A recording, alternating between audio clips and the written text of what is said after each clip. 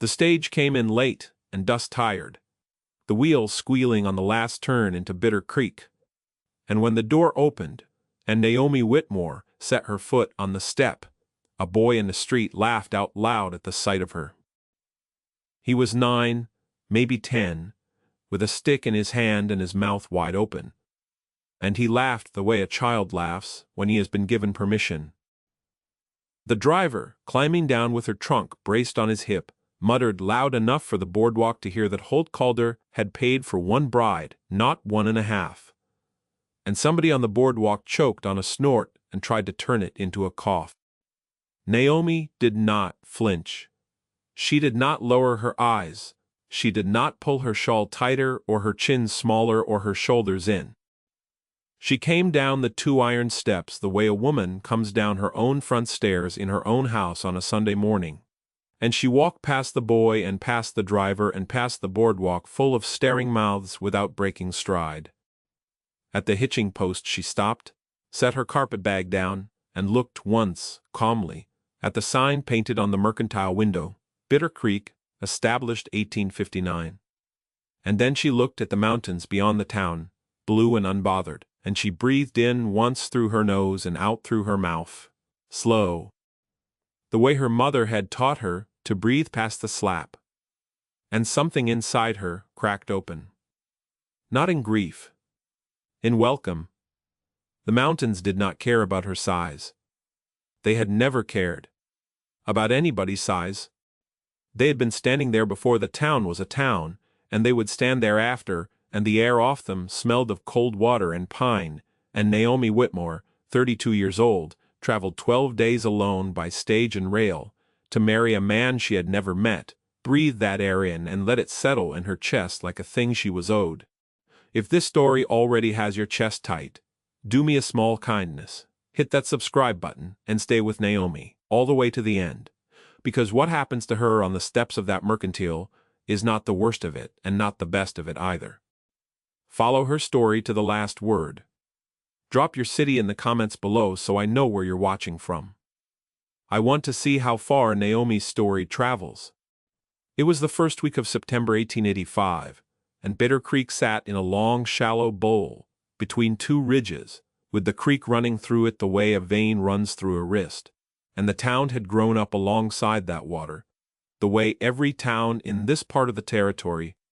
There were 14 buildings on the main street and 3 churches, and a land office with peeling green paint, and behind the town the cattle country opened up in long pale folds toward the higher pasture, and the air smelled of cured grass and horses, and the faint bitter tang the creek gave off where the willows leaned over it. Naomi stood on the boardwalk with her carpetbag at her feet and her trunk set down behind her by the driver, who had not offered to carry it any farther, and she waited. She did not look at the people who were looking at her. She did not pretend not to see them either. She let them look. That was the thing about Naomi. She had been looked at her entire life, and somewhere around her 20th year she had stopped giving the lookers the satisfaction of seeing her shrink under it. They could spend the staring. She kept the dignity. He came around the corner of the feed store on a tall sorrel mare, with a white blaze and 3 white socks, and he rode the way a man rides when he has been on horseback since he was 4. Easy in the saddle and not thinking about it, the reins loose in his left hand and his right resting on his thigh. He was tall when he swung down, 40, maybe 42. Beard cut close, more iron in it than black. A long sun-cracked face that did not lift easily into expression. He took his hat off when he saw her, which was not a thing he had to do, and he walked across the street toward her with his hat in his hand, and Naomi watched his face the whole way, because she had learned in her life to read a man's face in the first 3 seconds before he had time to arrange it. She watched for the flinch. The flinch was the thing. The flinch came in the eyes. First, a small involuntary widening, and then it traveled to the mouth, where it tried to fix itself into something polite. She had seen it on the faces of preachers and storekeepers, and the kindest of her own cousins. She had seen it on the man who sold her the stage ticket 12 days ago in St. Louis. She had seen it on every man who had ever come to her father's house in Ohio, to look her over and decide she would not do. It was not cruelty, exactly. It was the small, honest shock of a man who had expected a different woman, and was now arranging his face to be polite. To the one he had got she watched Holt Calder's face for the flinch, and the flinch did not come. His eyes met hers and held them. They were gray. The gray of creek water under cloud, and they did not widen, and they did not slide down her body, and they did not slide away, purpurry and pray. They simply looked at her, all of her, the way a man looks at a horse he has come to buy. Not appraising, not weighing, just taking in, and then they came back up to her face, and stayed there. Something passed behind them. She could not have said what a thing, turning over. A thing that had been still for a long time, shifting a quarter inch. "Miss Whitmore," he said, "Mr. Calder, I'm sorry to keep you waiting." "You haven't." He set his hat back on his head, and he looked down at her trunk, and then he looked at the driver who had drifted halfway back to the stage with his hands in his pockets, and was watching with the boardwalk crowd. Holt said nothing to the driver. He bent and got hold of the trunk by both leather handles and lifted it, and it was a heavy trunk. Naomi's whole life was in it, and he lifted it without a grunt and carried it across the street to a buckboard hitched at the rail.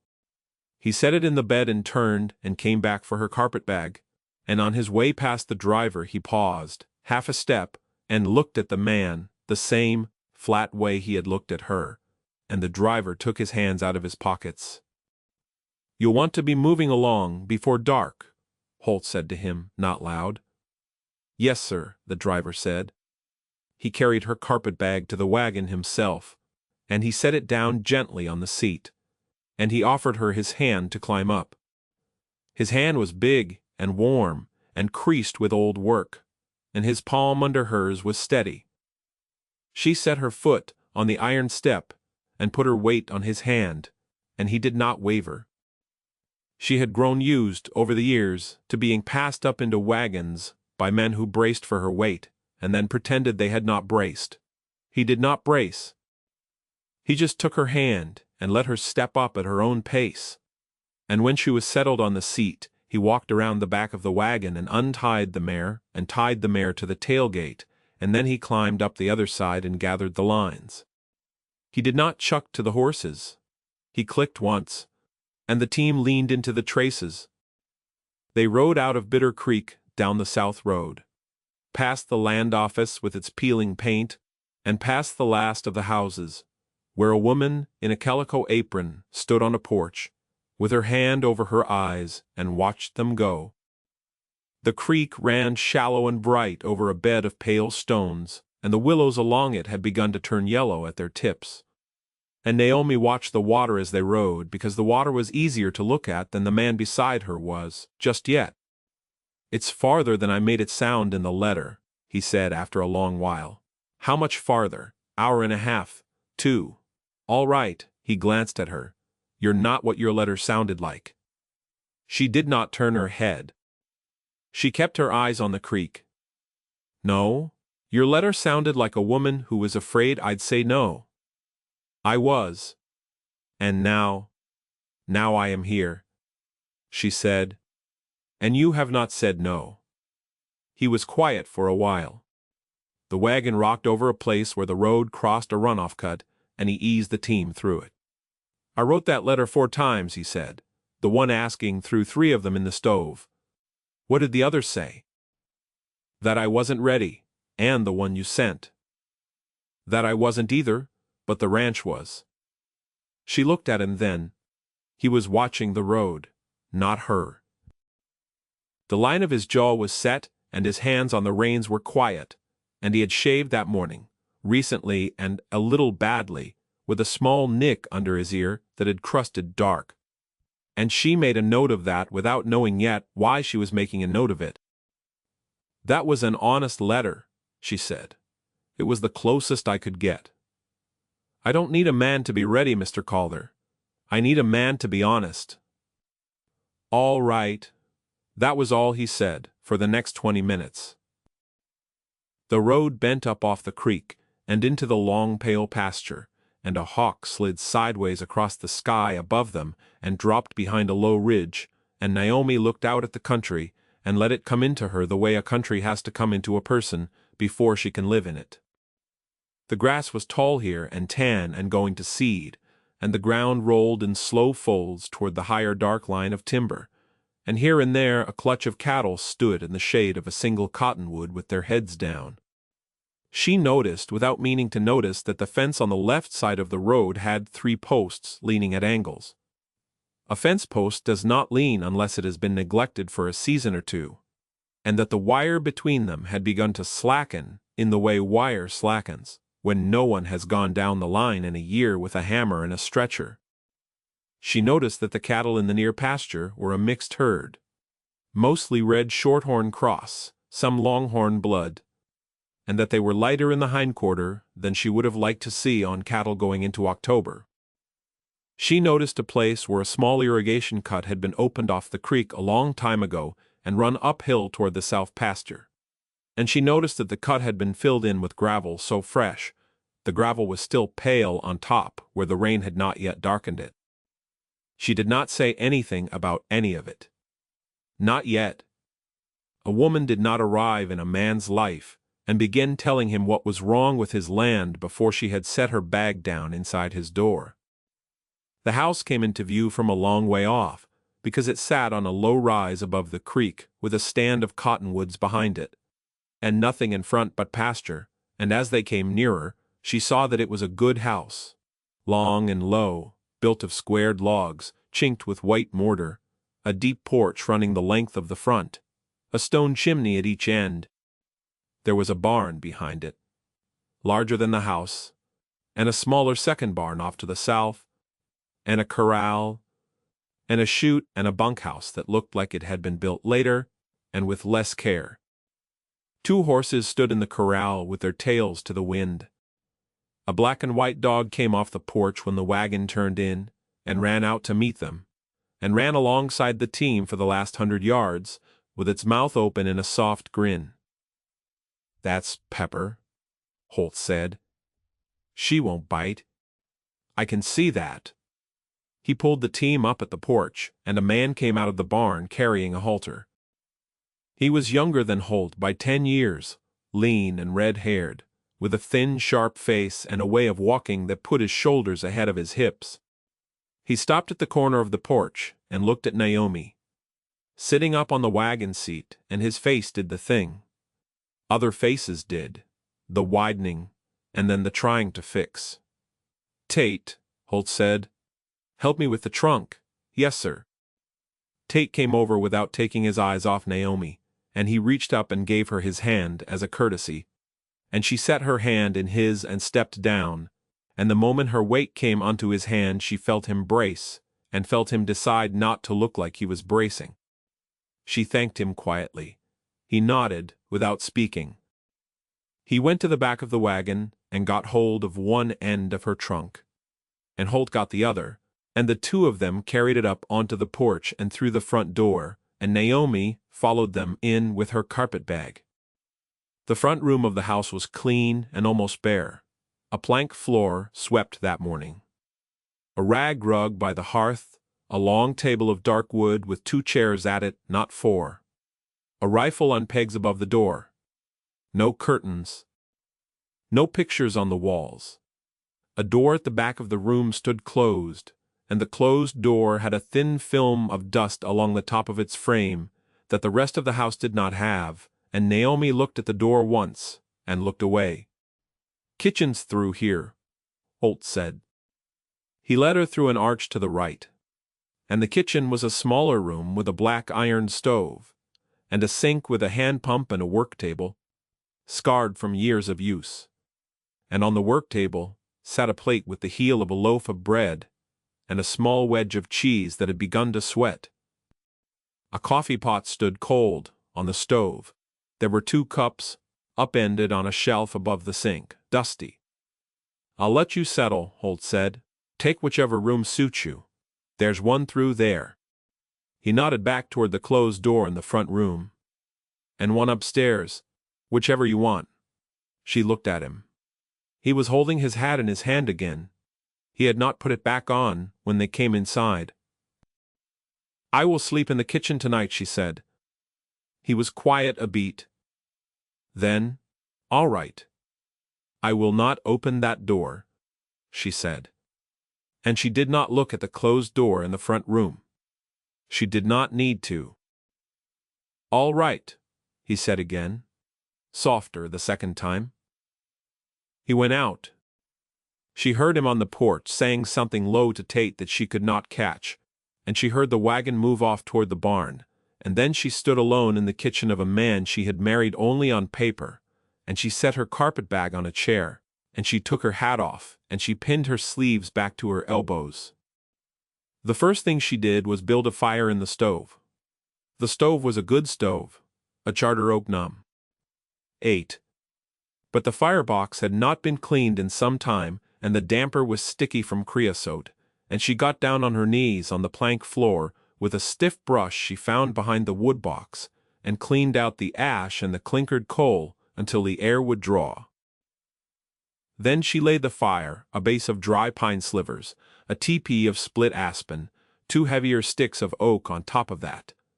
And she lit it on the first match, and she watched the flame catch and climb, and the iron of the stove begin to tick as it took the heat. Then she pumped water at the sink until the water ran clear of rust, and she filled the kettle and set it on the stove. Then she found the flour, in a tin, in the dry pantry.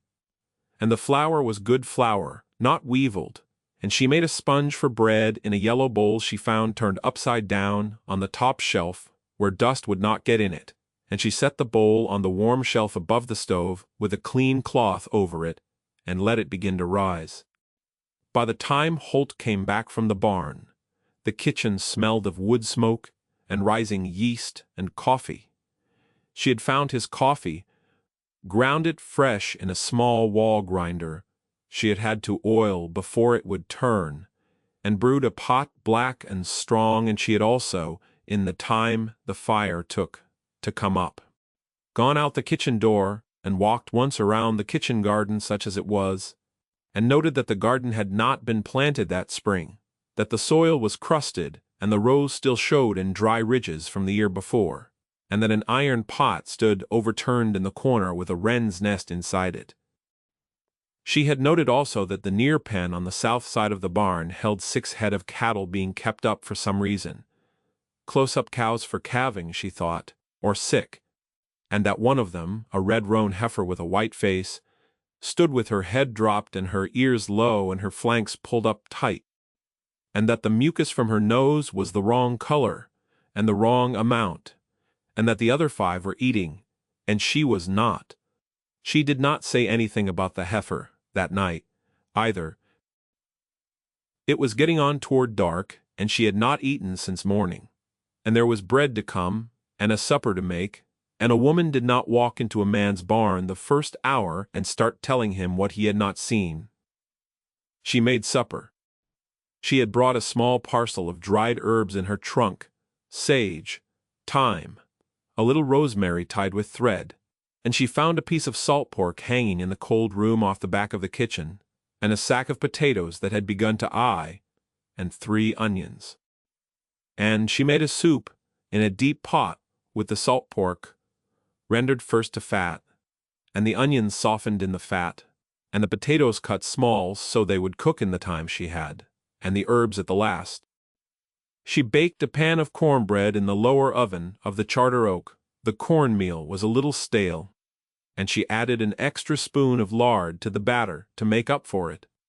And she set the table in the front room with the 2 chairs the table had, and she put a clean, folded cloth between Holt's place and her own, because the table did not have a cloth long enough to cover it. Holt came in at full dark, with his sleeves wet to the elbow from washing at the trough, and he stopped in the kitchen doorway and looked at the table and at the bread on the stove and at her. And he stood there a moment without speaking, and she saw his throat move. "Sit down, Mr. Calder," she said. "It will get cold." He sat down. He ate 2 bowls of the soup and the heel of the cornbread, and then a second piece. And he did not speak while he ate, and Naomi did not press him to. She ate her own portion in measured spoonfuls, and she watched, without seeming to watch, the way his hand shook a very small amount when he set his coffee down the first time and steadied by the second. When he had finished, he sat back in his chair and looked at his empty bowl. And then he looked up at her. "I have not had a meal like that in this house in 4 years," he said. "I'm glad of it. My wife was a fine cook. I am sure she was." He looked at her a moment longer. Then he stood up and gathered his bowl and his cup and carried them to the kitchen. And he came back and gathered hers, and she led him. He washed the dishes himself, at the sink with the hand pump, and Naomi heard the clink of the crockery and the sound of his breath in the next room. And she sat at the table and let the heat from the stove come in through the arch and warm her face. She would think later, when she had time to think, about how a man who had not opened his wife's bedroom door in 4 years had stood up and washed her bowl. But that was later. She made her bed that night on the kitchen floor on a pallet of folded blankets near the stove, with her carpet bag for a headrest. The kitchen door was hung crooked on its hinge and would not latch shut, and the wind off the creek came in under the bottom of it cold and steady, and she lay with her shawl over her shoulders and her face turned toward the bank stove, and she listened to the house. The house was quiet. Somewhere above her, Holt's boots moved across a board, and then they did not move, and after that the only sounds were the small ticking of the cooling iron and the soft sigh of the bread on the warm shelf going about its slow work. She slept 4 hours, and was up before the first gray. By sunrise the bread had been knocked down once, and was rising for the second time in 2 long loaves, on the work table, under a damp cloth, and the coffee was on, and Naomi had laced her boots, and put her shawl around her shoulders, and gone out the kitchen door into the wet gray light to see what she had not had time to see the day before. She walked first to the near pen on the south side of the barn, because the heifer with the dropped head was the thing she had carried into sleep with her. The other 5 cows were up on their feet and shouldering at the trough. The roan was down. She was down on her brisket in the corner of the pen, with her hind legs tucked under, and her nose almost touching the rail, and her breath came in short rapid pulls, and Naomi went to the gate and unlatched it and stepped in, and went to her. She knelt in the cold dirt beside the heifer's shoulder. She laid her hand flat against the side of the animal's neck and felt the heat coming up through the hide. She pressed her thumb against the skin just under the jaw, and watched the slow lift of the skin back into place. She tipped the heifer's head gently and looked at the eye, and the eye was sunk a 1/4 inch, and the gum above the lower teeth was tacky to her finger. She put her ear against the rib cage and listened, and what she heard there was the wet small crackle of a lung that had been working in the cold, without enough water in the animal to keep its membranes right. She stood up and went out of the pen and latched the gate behind her. Tate was crossing the yard with a hay fork over his shoulder, and he stopped when he saw her, and he looked at her the way he had looked at her last night, with the careful blankness men used when they had not yet decided what they thought. "That red roan in the near pen is dehydrated and going pneumonic," Naomi said. "If she is not warmed and watered in the next 2 hours, she will be dead by noon." Tate blinked at her. "Get a bucket of water from the kitchen stove," Naomi said. "Warm, not hot. Put 2 handfuls of molasses in it if you have molasses. If you don't, 2 handfuls of brown sugar. Bring it to me at the pen, and bring a clean grain sack and a wool blanket, the heaviest you've got. Then go to Mr. Calder and tell him I have asked him to come." "Ma'am," Tate said. "Mr. D?" "Calder don't take direction in the tell him I have asked him to come," Naomi said. Tate went.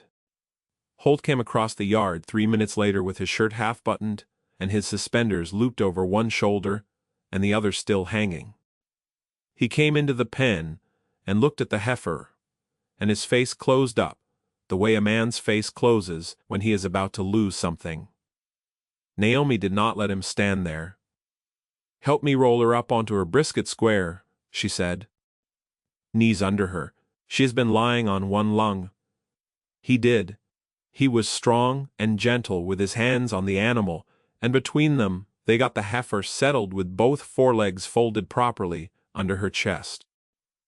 Tate came back with the bucket and the sack and the blanket, and Naomi soaked the grain sack in the warm sugared water and laid it folded along the animal's spine, and she draped the wool blanket over the sack to hold the heat in. And then she got down on her knees by the heifer's head with the bucket between her own boots, and she dipped her cupped hand into the warm water and held it under the animal's nose, and she spoke to the heifer in a low, even voice, the way she might have spoken to a frightened child. Drink, mother, there you are, there you are."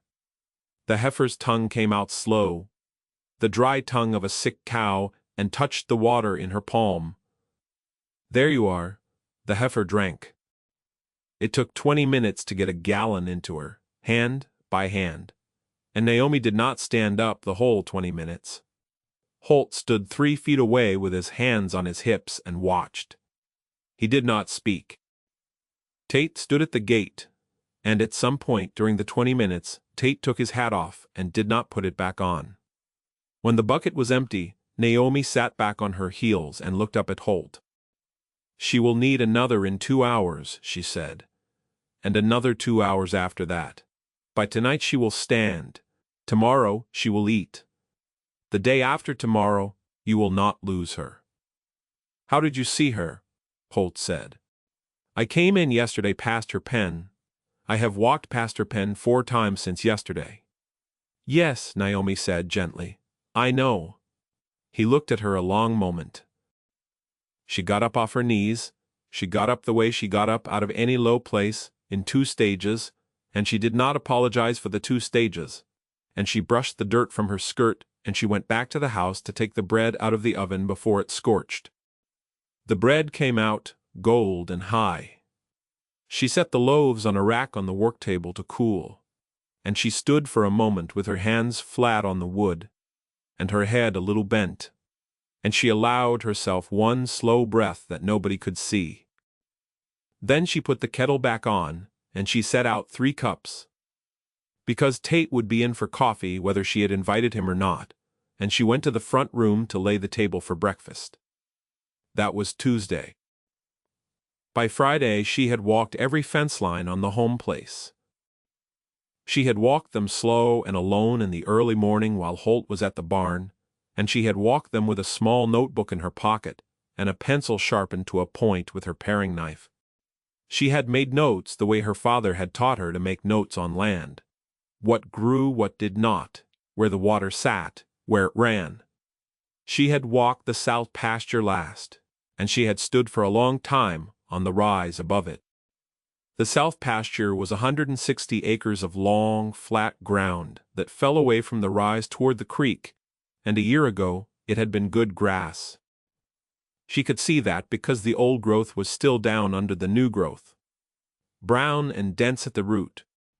But the new growth that had come up this spring was thin and pale and shot through with bull thistle and Russian thistle, and at the lower edge of the pasture toward the creek, a band of ground 12 feet wide and a 1/4 mile long was already going to bare hard pan where the grass had given up. She had walked down off the rise to the creek and looked at the place where the irrigation channel had once come off it. The channel had been dug in the old way, with a plow and a slip, and it ran on a long, shallow contour up toward the south pasture, and along its course she could still see the soft swell of the spoil banks on either side. But the cut itself, the channel itself, had been filled. Fresh gravel, not even darkened yet at the top, packed into it for a length. She stepped off at 60 yards above and below the fill. The channel was open. Just that 60-yard plug. Nothing growing on it. The grass on the spoil bank had not yet had time to creep over the gravel. She had stood on the gravel a long moment with her hands at her sides, and then she had walked the length of the fill twice, and walked back to the house without saying a word to anyone. That night after supper, when Tate had gone to the bunkhouse, and the dog had settled by the stove, she asked Holt if she might look at his books. He looked up from the boot. He was greasing. "My books. The ranch books. The household ledger." "Whatever you keep." "Why?" "Because I would like to know what I have walked into." He set the boot down. He went to a roll-top desk in the corner of the front room. It had been his wife's. She would have known that without being told, because the inside of it had been kept too neatly for a working cattleman. And he brought out 2 ledgers and a packet of letters and a tin of receipts on string. And he set them on the table in front of her, and then he stood with his hand on the back of the chair as though he were not sure whether to sit down or go away. "Sit," Naomi said. He sat. She opened the first ledger. It was the ranch ledger. In 2 hands, the earlier hand was small and careful, and even a schoolmistress's hand. The later hand, after a place where the entries broke off for almost a year and resumed, was Holt's. Bigger, blockier, the figures shaped by a man who did figures only because he had to. She read both hands without comment for the better part of an hour. She read the early years, when the herd had grown from 60 head to 400, and the bank balance had grown alongside it. She read the year of the fever, when the entries stopped altogether for 10 months. She read the 4 years after in Holt's hand, and she saw the slow leak. The year the hands had been 6 and were now 3. The steady creep of the feed bill, the place 2 years ago where the property tax had been paid late, and the place a year ago where the interest on a note had begun to compound. She read the note itself, on a separate folded sheet tucked into the back of the ledger. A note for $2,400 held by the Bitter Creek Cattlemen's Bank, dated March of 1883 with Aldous Marsh's signature on it as the bank's officer. The interest on the note was 11%. She read that figure twice. 11% was a usurious rate in the territory in 1885. And she knew it because her father had been a small banker in Ohio and had drilled the lawful rates into her at the table the way other men drilled scripture. She read the receipts on string, mostly mercantile slips, mostly small. Among them, 3 slips she lingered on. 3 payments, made in the last 14 months, from the ranch account to a Marsh and Coombs survey office, Cheyenne, for sums of $42, $86, and $112. The receipts were initialed not by Holt but by the bank, as though the bank had paid them out of the ranch's deposits on standing instruction. "Mr. Calder," she said. "Holt. Did you commission a survey of this place in the last 2 years?" "No." "Did you authorize the bank to pay one?" "No." She turned the 3 slips toward him on the table. He looked at them. He looked at them a long time. He did not pick them up. "That is Marsh's office," he said finally. "Aldous Marsh. He owns the bank, and he sits on the cattlemen's board, and his brother-in-law runs a survey office out of Cheyenne. I have not engaged either of them for anything but the note. And yet the bank has been paying their survey office out of your account." "It would seem so." She did not say anything for a moment. She gathered the 3 slips together and set them in a small pile on top of the ledger. She closed the ledger. She folded her hands on the closed ledger. "You should not pay another $1 to that bank," she said, "until I have understood what they have done." He looked at her across the table. His face did not change. But he did not look away. "All right," he said. She came to understand, over the next several days, that there were 2 places in the house she could not go, and that one of them was the closed door at the back of the front room, and the other was a small wooden box on the highest shelf in Holt's bedroom upstairs that she had glimpsed once on a Saturday morning when she went up to ask him a question, and he had been sitting on the edge of the bed with the box open in his lap. and he had closed the box and slid it back onto the shelf without a word, and then answered her question, as though the box had not been there. She did not ask him about the box. She did not ask him about the closed door. She had not been raised to demand entry into the rooms of a man's grief on the second week of her acquaintance with him. She did her work. The bread came out gold every morning. The kitchen garden was turned over and double dug for a late planting of turnips and winter greens before the first hard frost. The charter oak was scoured with stove black until it shone like wet coal.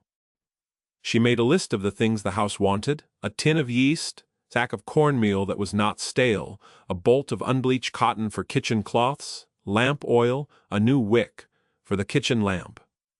And Holt rode into Bitter Creek on the third day after the heifer recovered, and brought every item back without asking about any of them. Plus a small thing he set on the kitchen table without ceremony: a tin of black tea, English. The kind a woman drank if she was particular, and Naomi looked at the tin, and looked at him, and did not say thank you, because she had learned that there were courtesies a man like Holt Calder did not want answered.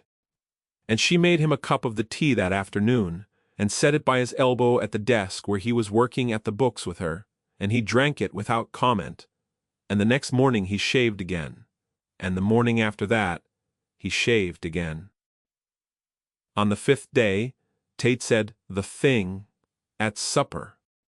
It was the three of them at the table. Holt at the head, Naomi at the side where she had set her place from the first night, Tate across from her. Because Holt had brought Tate up to the house to eat the day Naomi had saved the heifer and had not sent him back to the bunkhouse since. Tate was a man who ate fast and spoke faster, and he had been quiet around her for 3 days in the way a man is quiet when he is rearranging something he had been sure of, and on the 5th night something in him kicked. He took a piece of cornbread from the plate in the middle of the table, and he held it up and looked at it, and grinned the thin grin of a man making a joke he had been working on all day in the hayloft. "Well, boss," he said, "you done all right after all. Sent off for 1 bride, got the heifer you ordered by mail, and a milk cow's worth of cornbread thrown in for free." He laughed at his own joke. He laughed alone. Holt did not laugh. Holt did not raise his eyes from his plate. Holt set his fork down on the side of his plate, very gently, the way a man sets a fork down when he is choosing his next motion carefully, and the table went quiet, and the quiet went on long enough that Tate's laugh died in his throat. "Tate," Holt said. "Boss, stand up." Tate stood up. "Apologize to Mrs. Calder," Holt said. And that was the first time he had said her name that way. The Mrs. Calder and Naomi heard it land and did not look up from her plate. "Ma'am," Tate said. His face had gone the color of a brick. "I beg your pardon." "Sit down," Holt said. Tate sat. He did not look at Naomi for the rest of supper. He ate 3 bites of his food and pushed the rest around and finally asked to be excused, and Holt nodded once and Tate went out, and the kitchen door closed behind him with the small thump that crooked door always made. Naomi sat with her hands folded in her lap. "You did not have to do that," she said quietly. "I did. I have heard worse." "Not in my house." She looked at him then, he was looking at her. The gray of his eyes had a small heat in it that she had not seen there before. She did not know what to do with the heat, and she put her eyes back on her plate. "They will all say worse than that. In town," she said. "I know what they will say. Some of them already have, I know. You do not have to. I'm not most folks, Naomi." He said it that way. Flat. Not as a flourish. Not as a line. Just as a fact, a man laid down on a table when somebody had moved a piece on the board and he wanted them to see the next square. She did not answer. She did not trust her voice to be steady for the answer. She got up and gathered the plates, and carried them through the arch to the kitchen, and she stood at the sink with the plates in her hands, and looked out the small window above the pump at the dark yard, and the lamp burning in the bunkhouse, and the shape of the south pasture rolling away under the stars. And then she pumped the water and washed the plates. Eleanor Hayes came on the Monday of the second week. She came in a black lacquered buggy driven by a Mexican boy in a clean shirt, and she came up the lane at a fast clip, and pulled up at the porch with a clatter of harness and called out, before she was even down off the seat, that she had brought preserves and would not be put off by any cattleman's wife with manners enough to refuse them. Naomi went out onto the porch with her sleeves still pinned to her elbows from the morning's bread, and watched the woman climb down. Small, white-haired under a black straw hat, 65 at least. See? With a thin, straight back and a way of stepping down off a buggy that suggested she had been stepping down off buggies for 50 years and would do it without help for another 20. Mrs. Calder, Eleanor Hayes said, and held out a jar of crabapple preserves in both gloved hands. I am Eleanor Hayes. I knew Holt's wife. I knew his mother.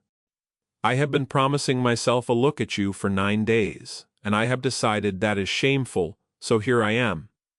Mrs. Hayes, Eleanor, we will not be Mrs.ing each other in this country. We have not the time. She came up the steps without waiting to be asked.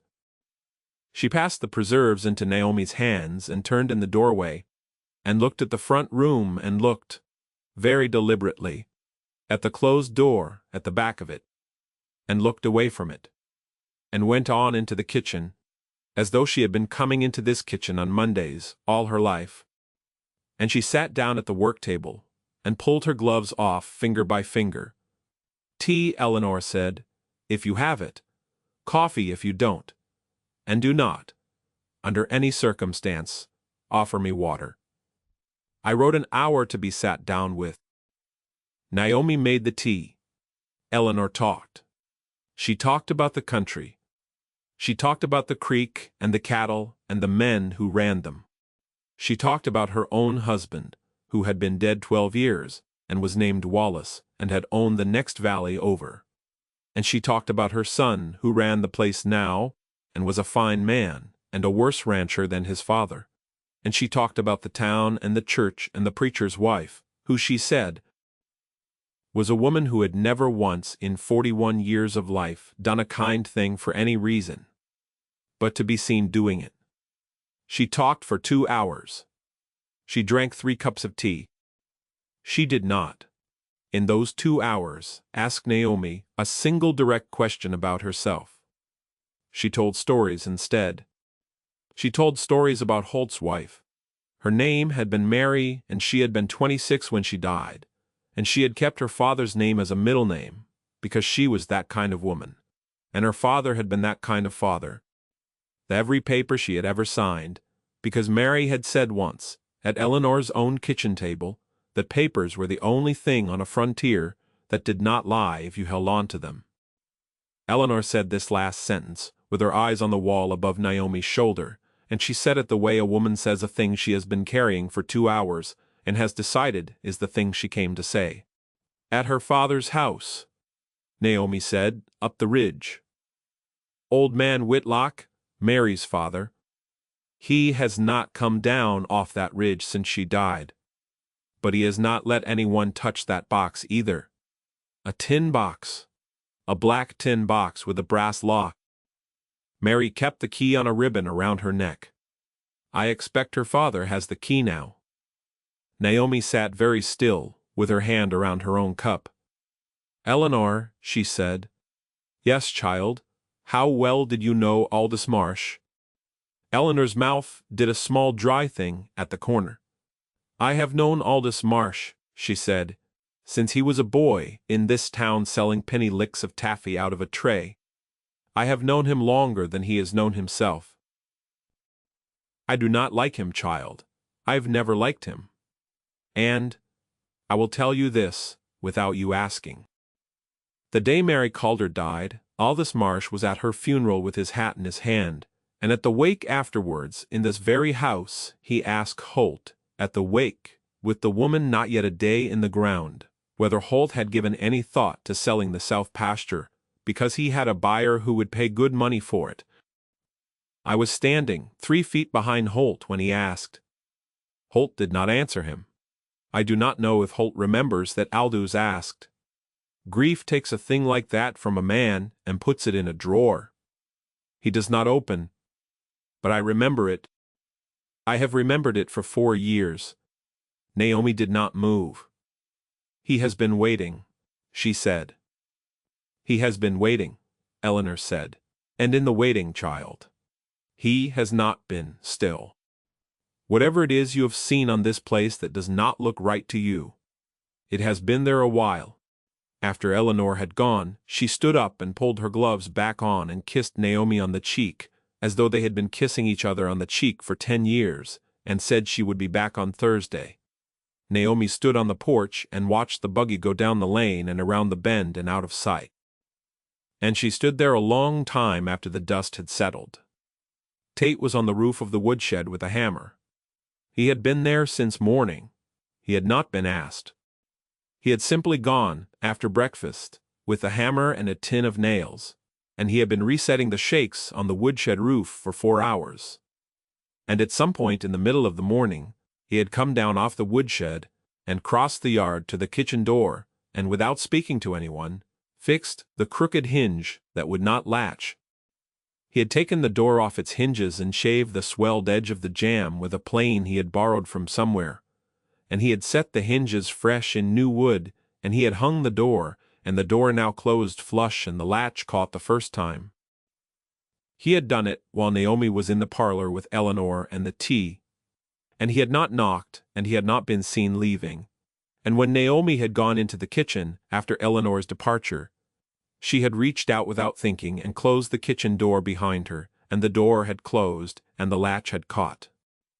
And she had stood there with her hand on the latch for a full minute, looking at the new wood of the jamb. That night at supper, Tate did not say much. He ate his food, and he asked Naomi for the salt, with a "Please, ma'am," he had not used before. And after supper he said, "Ma'am, that bread of yours is the best I have had in my life." And he went out before she could answer him. Holt watched him go. Then he looked at Naomi. "He has been thinking on it," Holt said. "Yes. He is not a cruel man. I did not think he was. He just was not raised to." "Holt, yes. It is all right." He looked at her across the table. He did not speak. The next morning was Wednesday. Holt had business in town. He had the note to look at. Naomi had asked him to walk into the bank and ask plainly for a written statement of the balance and the interest applied year by year, and Holt had agreed without argument the night before, and he had to fetch a new bit for the bay gelding. And he wanted Naomi to come with him to the mercantile to choose for herself what she needed for the kitchen and the garden, because he had said she had been writing him lists for 10 days, and he did not believe she had written down half of what she wanted. She agreed to go. She put on her one good dress, dove gray wool, cut for her, made by her own hand, and her one good shawl, and her hat with the small black ribbon, and she rode into Bitter Creek beside Holt on the wagon with her hands folded in her lap and her back straight. And when they came down off the long road into the bowl of the town saw them coming, and stopped what it was doing to watch. Holt drove past the land office and past the church, and pulled up at the mercantile, and he climbed down and tied the team, and came around and offered Naomi his hand, and she took his hand and stepped down. The boardwalk in front of the mercantile had men on it. 4 men. They had been standing there before the wagon stopped, the way men stand on a boardwalk when they have agreed in advance to be standing on it at a certain hour, and the foremost of the 4 took a step forward as Holt turned with Naomi on his arm. He was a heavy man in a black suit and a flat-crowned black hat with a watch chain across a vest the color of a ripe plum, and his face was clean-shaved and his mouth was small. Behind him stood a younger man. Naomi did not know, in a brown suit with a leather case under his arm, and a third man in shirt sleeves, she also did not know, and at the back, half a step apart from the men, stood a woman in a high-necked navy dress, with her bonnet ribbons tied so tight the bow stood up under her chin. The preacher's wife. Naomi had seen her once across the road on Sunday. Calder, the heavy man said. Marsh, Holt said. Naomi did not move her hand from Holt's arm. We had hoped to find you in town today, Aldous Marsh said. His voice was quiet and pleasant, and pitched to carry just far enough. To the men on the next boardwalk, to the women at the dressmaker's window across the street, to the boy with the broom at the door of the feed store. We had a matter we wanted to put to you plainly, in front of friends, because we are your friends, Calder, and what we have to say is the kind of thing a man hears better with his friends around him. Say it. We want you to send her back. It hung in the air between them. The boardwalk had gone quiet. Across the street at the dressmaker's window, two of the women had set their hands flat against the glass. We have spoken among ourselves, Marsh went on, mildly, and with the bank, and with the church, and with men in this town who have known you since before your trouble. And the agreement is this. The Bitter Creek Cattlemen's Bank is prepared today to give you another 60 days on your note, and to set aside certain other matters that have been weighing on the ledger. That is a generosity, Calder, and you know it. We are prepared to do that today. But we will do that today only if you put this woman on the next stage out of town, and go on like a man who means to recover himself. The town has watched you these 4 years, and we have grieved with you. We will not watch you ruin the rest of what is yours over a woman who— His eyes moved, once to Naomi, and did the thing other eyes did, and came back. Who, plainly, sir, is not the help you need. The preacher's wife at the back of the group made a small sound in her throat that meant she agreed. The young man in the brown suit shifted the leather case under his arm. Holt did not move. Holt did not speak for a moment. He was looking at Marsh, and his face had gone to the flat, closed face Naomi had seen on him the first day. The face he had worn, coming across the street with his hat in his hand. He looked, then, at Naomi. She did not move her eyes from him. She did not nod. She did not shake her head. She did not give him a yes or a no. She let him look at her and decide, because that was the only honest way for it to be done, and because she had not come to this country to make a man's hardest choice for him on the boardwalk in front of his town. He looked at her a long second. Then he looked at the paper that had appeared. In the meantime, in the hand of the man in the brown suit, a folded sheet, sealed with red wax. The kind of paper a county clerk pressed by hand. And Holt looked at the paper and looked back at Marsh, and his face did not change, and he spoke quietly and clearly. The way he had spoken at his own table 4 nights before. She stays, Holt said. And so do I.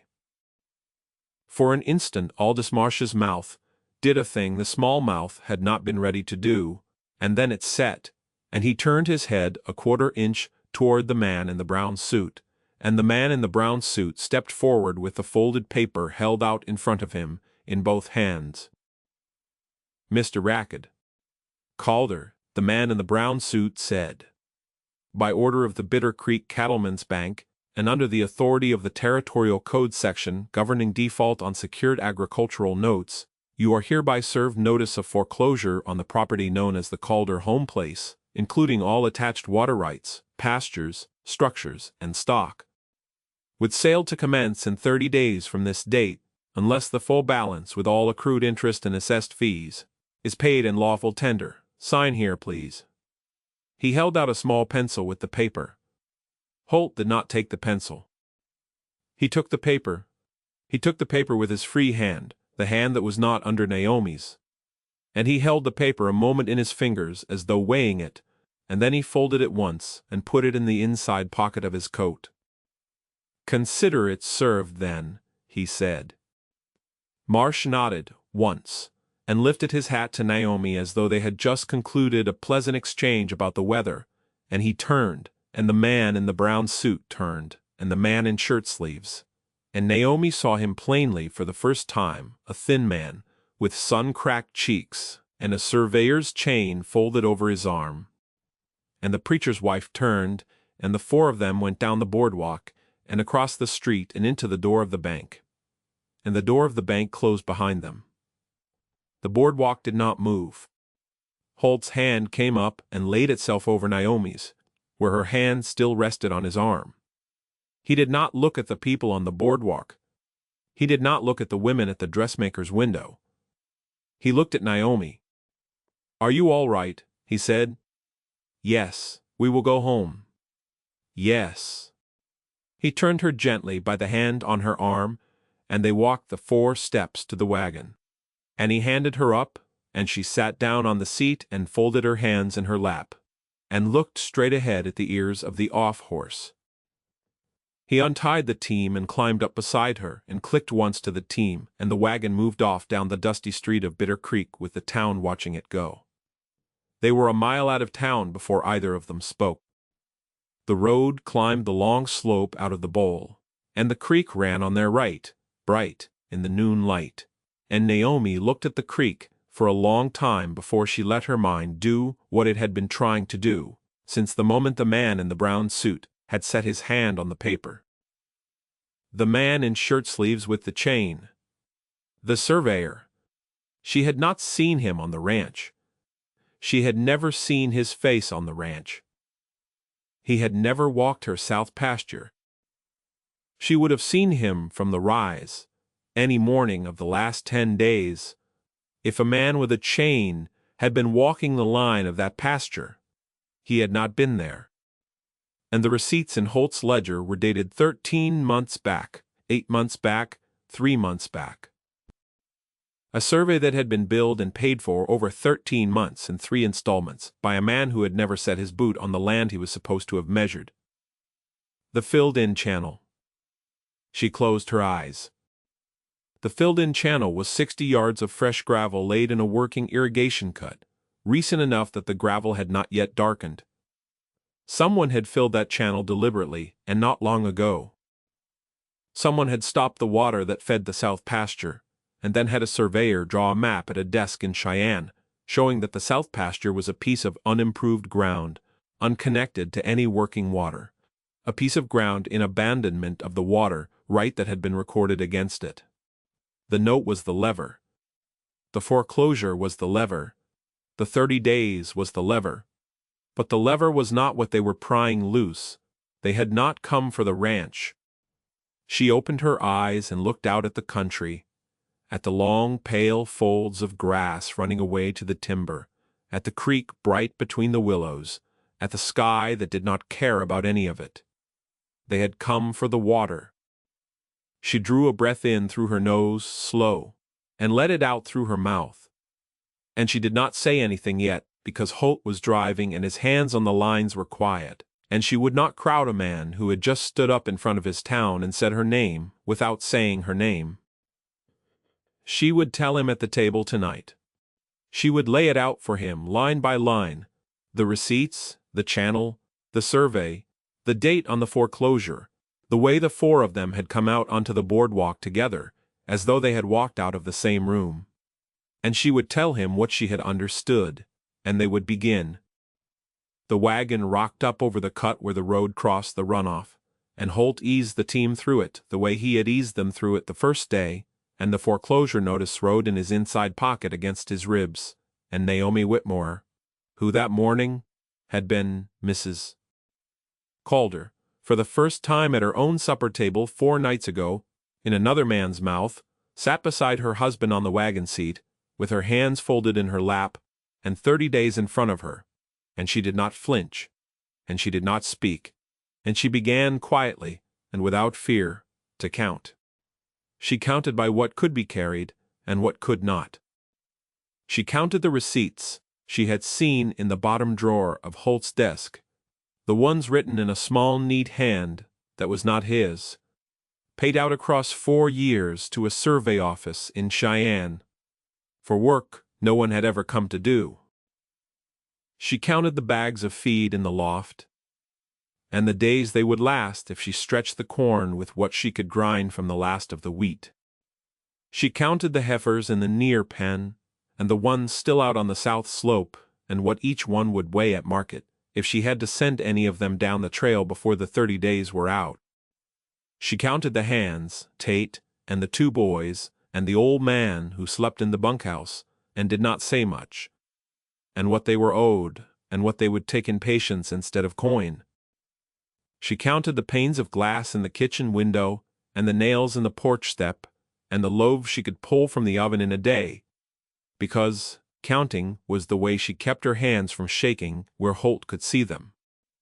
The wagon came up the last rise, and the ranch sat below them in the long blue light of the late afternoon, the creek running silver along the north fence, and the south pasture lying gray and tired beyond it. The filled-in channel a paler scar where the gravel had been laid. She looked at the scar and made herself look at it the way she had made herself look at the boy on the platform, her first day, without flinching, and she set it in her mind, beside the date on the foreclosure notice in Holt's pocket, and beside the date on the survey she had seen in the desk drawer. And the shape began to harden. Holt did not speak until they were down the rise, and the team had slowed of its own accord at the yard gate. Then he said, without looking at her, "I should have said it sooner." "You said it, when it needed to be said." She answered, "I should have said it the first night.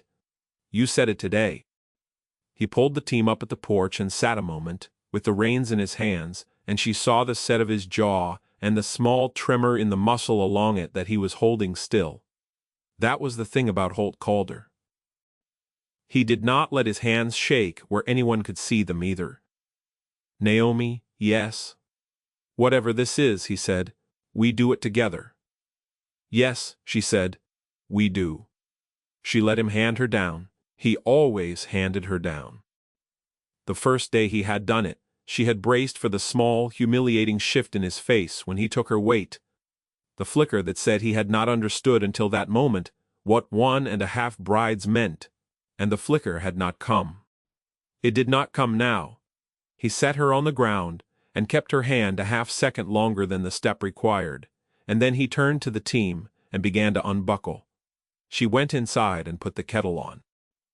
That night after the supper dishes were done, and Tate and the boys had gone to the bunkhouse and the old man had taken his pipe out onto the step, she carried Holt's books from the desk and the foreclosure notice and a stub of pencil to the kitchen table, and she sat him down across from her with the lamp between them.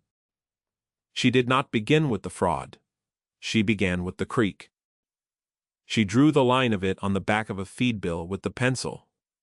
The bend where it came down off the ridge, the cut where it crossed his land, the place where his great-grandfather had dug the first channel, and the place where Holt's father had widened it, and the place where the gravel had been laid in last summer when Holt had been up at the high pasture for 3 weeks, and had come back and not noticed, because the south slope had already started to brown, and a man does not look hard at what he is already grieving. She drew the survey line as Marcia's man had drawn it, straight across the bend, cutting off the long arm of the creek where it ran through the south pasture, leaving Holt with the headwater in marsh, by way of the new line, with the use. She set the foreclosure notice beside the drawing, and she pointed to the date, and then she pointed to the date on the topmost survey office receipt in the bottom drawer, and the second receipt and the third. "They started paying for this in the spring of '81, she said. 4 years ago this month." Holt looked at the dates a long time. "Sarah died in March of '81. "I know." He did not say anything for a while. The lamp ticked. Out on the step, the old man tapped his pipe out against the rail. "They watched her die," he said finally. "And the week after they buried her, they started buying paper." "They watched you grieve," Naomi said. Grief is a thing a man like Marsh can put on a scale and weigh. He waited for you to stop walking your fences. He waited for the channel to silt. He waited for the south pasture to brown enough that a survey could call it abandoned. He waited 4 years, Holt. He has been very patient. And the loan. The loan is the lever. He needed paper that said the land was about to change hands, so the survey could go to the territorial office without anyone asking why. The loan was never the point. The water was the point. It always was. Holt set both his hands flat on the table on either side of the drawing and looked down at them. What do we have? We have what you have here. The receipts. The note in Sarah's hand on the back of the second receipt that says, paid, under protest. She knew, Holt. Not the whole shape of it. But she knew something was wrong.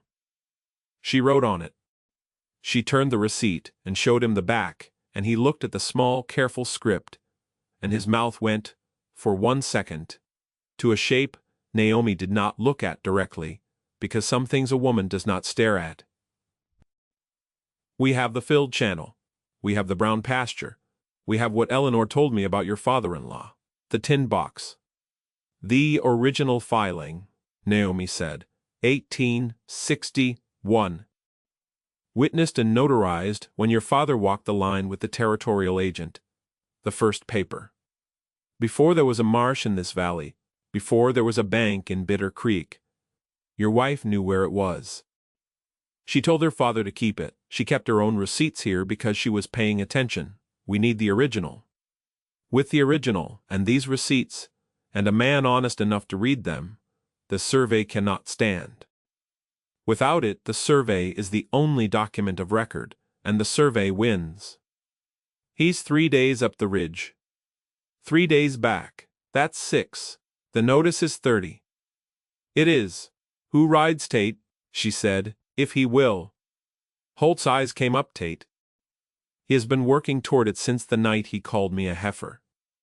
He has been waiting for someone to ask him to be more than what he said at the table. He will ride. If you ask him. You ask him, she said. It needs to be you. He nodded once.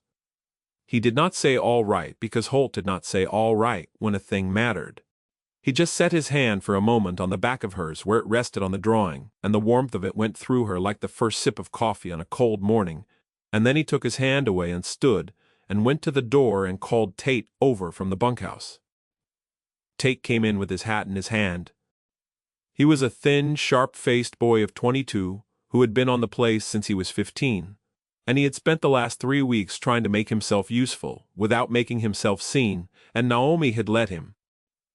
He stood in the doorway and looked at the table and at the drawing and at the foreclosure notice and at Holt, and he did not look at Naomi at all, which was, she had come to understand, his way of looking at her. There is a tin box, Holt said, at Sarah's father's place on the ridge, 3 days up. It has a paper in it, from 1861 that we need, by the 24th day from now, or we lose the ranch and the water under it. Will you go? Tate looked at the table again. Then he looked at Naomi. He made himself do it. I'll go, he said. I'll leave before sunup. Take the bay, Holt said. And the spare. Ride one and lead the other and switch when the bay tires. Eat what you can carry and sleep when you have to. The old man's name is Whitmore. No kin to her. He lives in a board house on the South Fork with a black dog.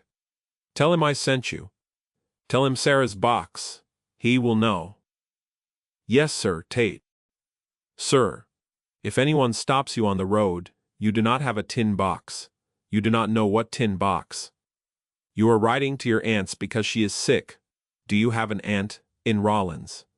In Rollins, she is sick. You are going to her. You do not come back through town. You come back the long way around the North Ridge. Do you understand me? Yes, sir. Good. Tate did not move. He stood there a moment longer with his hat in his hand, and then he said to the floor, "Mrs. Calder." "Yes, Tate." "I'm sorry for what I said at the table." "I know you are," she said. "Bring the box." He went out. Hair. The screen door closed behind him, with a small, careful sound, as though he were already practicing being a man who did not slam doors. Holt stood at the window and watched him cross the yard to the bunkhouse, and Naomi watched Holt, and the lamp ticked between them on the table. "He will do it," she said. "He will," Holt said. "He's been waiting 4 years to be asked to do something. So have a lot of people in this town. Why?" He turned from the window and looked at her, and she saw for the first time clearly what it cost him to have stood on the mercantile steps that morning and said her name without saying her name. He had not slept the night before. He was not going to sleep tonight. He had been carrying the ranch alone for 4 years, and now he was carrying it with her, and that was the heavier thing, because alone he had only to lose, and with her he had to win. "Eat," she said. "Then, bed, I'll sit up with the books." "You'll sit up alone. I sit up better alone." "Naomi." "Holt." He did not argue. He ate the heel of bread she gave him, with a slice of cold beef, and he drank the coffee she poured, and he went up the stairs, and she heard him stop at the top, the way he stopped every night, in front of the door of the room he had not opened in 4 years, and she heard the small breath he let out, and then his bootsteps going on past it to his own room. She sat at the kitchen table with the lamp and the books and the drawing and the foreclosure notice, and she did not begin to cry, because there was no time and there was no use, and instead, she sharpened the pencil with the paring knife, and she began, on a fresh sheet, to make a list of what she would need to be able to say in front of a judge. Morning came gray, Tate was gone, before light. She heard the bay's hooves go down the lane, and then the second horse, following behind on its lead, and then nothing, only the creek. She made bread. She made enough for 6 days, because she did not know when she would have a hand free again. And, while the loaves rose, she walked out to the filled-in channel and stood at the edge of it and looked along the line of gravel where it ran across the pasture and disappeared into the willows by the bank, and she squatted down and worked her fingers into the gravel until she felt the wet underneath, and she nodded once to herself. The water was still under there. They had only filled the top. They had needed it to look abandoned, not to be abandoned, because abandoned costs money and looks abandoned costs a wagon of gravel. The water was still moving. The channel could be opened in a day with 3 men and shovels. She set that on her list, too. Eleanor Hayes came over before noon. She drove herself in her gig, as she always did, a small, straight-backed woman of 70, with a face like a winter apple, and gloves that did not match her coat, because she had stopped caring about that sort of thing 20 years ago. She came up the porch steps with a covered basket and set it on the table without ceremony, and looked at Naomi and said, "I have written to Judge Pickering. He will come. When he is in Laramie this week on a probate. He will be in Bitter Creek by the 18th. Marsh has set the hearing for the 22nd. He will sit it. He will sit a land office hearing. He will sit anything I ask him to sit," Eleanor said. "His wife and I rode in the same wagon out of Missouri in '57, and I held her hand when the youngest came, and I held it again when the youngest went, and he owes me a favor that is older than this valley. He will sit it. He is a plain man, and he reads paper carefully, and he does not like all this Marsh, which is a small additional gift. Tell me what you have." Naomi told her. She told her about the receipts, and the drawing, and the dates, and the channel, and the survey line, and the tin box, and Tate riding for it, and the note in Sarah's hand. Eleanor listened, without interrupting, and when Naomi was done, she sat a moment, and then she said there was a surveyor in this town 20 years ago named Cobb. He drew every honest line in this valley. He has been drunk for 9 years. He was the man Marsh hired in '81 for the first survey, the one that was real, and he has been drunk since because of what they made him do after. He is in the back room of the pine tree most days by 10 in the morning. He has a field notebook. He has been carrying it on him for 4 years. I have it on the authority of his sister, who washes for me on Tuesdays, that he will hand it to a person who asks him at the right moment. He has been waiting for someone to ask, what is the right moment? When he is sober enough to know what he is doing, and drunk enough not to be afraid. About 11 in the morning. Bring him coffee. Do not bring him whiskey. He will refuse the coffee, and then he will drink it. Tell him you are Holt Calder's wife. Do not tell him anything else. He will tell you the rest. Will you come with me? No, Eleanor said. He will not give it to me. He thinks I look like his mother. He will give it to you because you do not look like anyone he has ever disappointed. Naomi smiled. For the first time since the mercantile steps, it surprised her. All right. You will need a clean apron, Eleanor said. Not because he cares, because you will care, walking in there. I have a clean apron. Good. Eleanor stood and gathered her gloves. At the door she stopped and looked back. Naomi, yes ma'am. They will say things to you between now and the 22nd, in the street, and at the mercantile, and on the church steps. They will say them because they are afraid, and because a fearful person who has been told a comforting story all their life will defend that story against the truth before they will defend their own neighbor. Do not answer them. Do not explain yourself. Save your voice for the room, with the judge in it. You will need it there, and you will not need it on the street. Yes, ma'am. And Naomi? Yes. Wear the gray dress to the hearing, not the brown. Why the gray? Because I will be wearing the brown, Eleanor said, and we will not match. The town should not be able to tell itself we are working together until the moment we want it to. She went down the porch steps and got into her gig and drove out the lane without looking back, and Naomi stood at the door and watched her go and understood that she had in this town exactly 2 allies, and one of them was 70 years old and the other was 3 days up a ridge on a bay horse. Because it was what she had. She went into town the next morning with a tin pail of coffee, wrapped in a cloth, to keep it warm, and the clean apron under her coat, and a story ready about needing thread, at the mercantile in case anyone asked, which no one did, because people were giving her a wide berth on the boardwalk now. The way you give a woman a wide berth when you have decided in advance that her trouble is contagious. She went down the alley behind the pine tree, and in the back door which stood open because the cook was airing out yesterday's grease, and she found Mr. Gow. Cobb in the back room with his head on his arms on a small round table and an empty glass and a half-full bottle in front of him. She set the coffee down beside the bottle and sat across from him and waited. After a while he lifted his head and looked at her. He had been a good-looking man once. You could still see the bones of it under the broken skin and the broken eyes. He looked at the coffee, and at her, and at the coffee again. I don't drink coffee in the morning. I brought it anyway. Who are you? Holt Calder's wife. He looked at her a long time. Then he reached for the coffee, and poured a cup and drank it, and his hand did not shake the way she had expected it to, and she understood that he had been more sober than he looked when she came in, and that he had been waiting. What do you want? The notebook. He set the cup down. Which one? The one you have been carrying for 4 years, he laughed. It was a small, awful sound.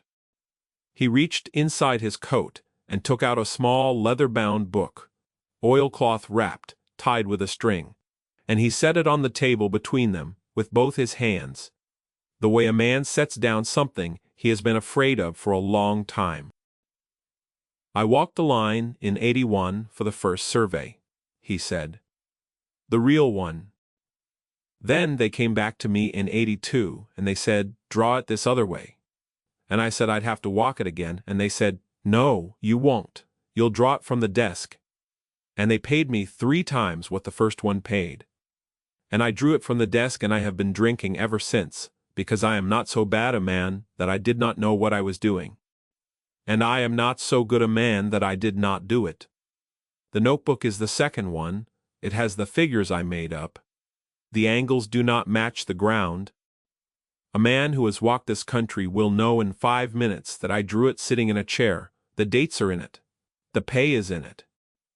There is a note in the back from Marsh's man saying, do not, under any circumstance, walk the south pasture, which is the thing a surveyor is paid to do. And I wrote it down anyway because I knew, even drunk, that someday someone would come and ask me for it. Why have you been carrying it? Because if I left it in my room, they would burn the room down with me in it. They cannot burn me down at the pine tree because the pine tree is half owned by a man Marsh owes money to. I have been a coward in a careful way. Mr. Cobb, ma'am, you are giving it to me now. I am.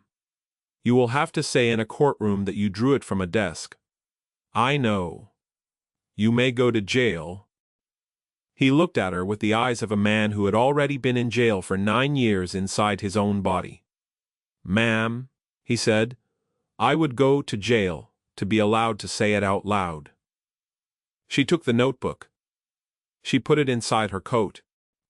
She poured him another cup of coffee. She said, be at the land office on the 22nd by 9 in the morning. Sober, wear a clean shirt. Eleanor Hayes will have one sent over the day before. Do you understand me? Yes, ma'am. Do not drink between now and then. I will try. Mr. Cobb, do not drink. I will not drink. Good. She stood up. At the door, she looked back. He was sitting very still, looking at the cup of coffee in front of him, as though it were the first thing he had been asked to do in 9 years, that he had a chance of doing right. She did not say anything else. She went out through the alley and along the back of the buildings, and up the back stairs of the Mercantile, to the side door where the seamstress kept a basket of thread for women who did not want to walk through the front. And she bought a spool of black thread she did not need, and she paid for it in coin, and she carried it home wrapped in a piece of brown paper as though it were her reason for having come to town at all. That night she put the notebook in the bread crock under a clean cloth, and she did not tell Holt yet, because Holt was carrying enough, and she would tell him when she had the tin box too. So she could lay everything down for him at once on the table, the way you lay down a meal. On the 7th day, Marsh moved. The Mercantile sent a boy out to the ranch with a note for Holt that said his credit was suspended pending the resolution of the foreclosure matter. The feed supplier sent a boy out with a note that said the same. The blacksmith in town, who had been shoeing Holt's horses for 12 years, sent no note at all and was simply not at his forge when Holt's youngest hand rode in to have a shoe reset. Naomi heard each piece of news as it came in, and she did not speak. She added items to her list. She made bread. She walked the fence line. She fed the hens the same supper she had always fed them, and a little more of it, because hungry men lose faith faster than fed men, and faith was the only currency she had to keep them on the place. On the 9th night, the south barn burned. She woke to the smell of it before she woke to the light. The kitchen window was orange, and the dogs were going, and a man was shouting in the yard, and she was on her feet and into her shoes and out the door with her coat over her nightdress before she had finished waking. Holt was already at the well with the youngest hand, and the old man hauling buckets, and the south barn was a square of flame against the dark, and the heat of it came across the yard in a wall, and she saw at once that the barn could not be saved and that the wind was wrong, and she turned and ran for the kitchen and pulled the books and the receipts and the drawing and the foreclosure notice and Mr. Cobb's notebook out of the bread crock and the desk, and bundled them into a flour sack and ran the sack down to the spring house and set it inside on the stone shelf where the milk crocks sat. Because the spring house was stone and the spring house would not burn. And then she ran back to the yard and took her place at the well. They worked until dawn. The barn went. The wind did not shift. The main house stood. When the sun came up over the ridge, there was a black square where the south barn had been, and a smell in everyone's hair that would not wash out for a week.